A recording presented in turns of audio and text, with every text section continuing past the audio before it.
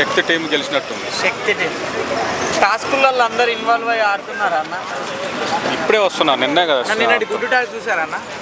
గుడ్లుది అంటే గుడ్డు కోసం అంతగానం కొట్టుకోవడం అంటే ఎట్లా చూస్తున్నారన్న? బాగానే ఉంది, టాస్క్ కదా, అది గేమ్ కదా.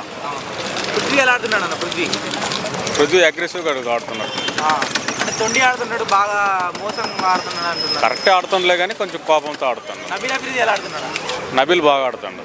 ఇప్పుడైతే నిన్న నుంచి కొంచెం బాగా ఆడుతాను. నైనికా సైలెంట్ అయింది అంటున్నారు.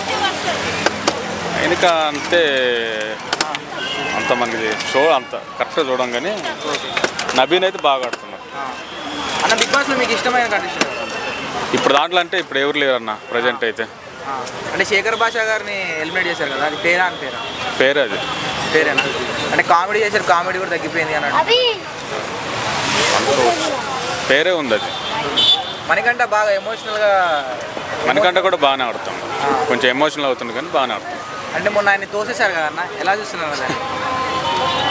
అది కొంచెం బాగా గేమ్ బట్టి అయితే కరెక్టే అనిపిస్తుంది కానీ కొంచెం బాగా అగ్రెసివ్ అయిపోయినట్టు అనిపిస్తుంది. నిఖిల్ లాగి పడేసినట్టు ఉన్నాడు. సోనియా ఎలా ఆడుతున్నాను? సోనియా కూడా బాగానే ఆడుతుంది కానీ కొద్దిగా ఆమె ట్రయాంగిల్ అనుకుంటున్నాను నేనైతే.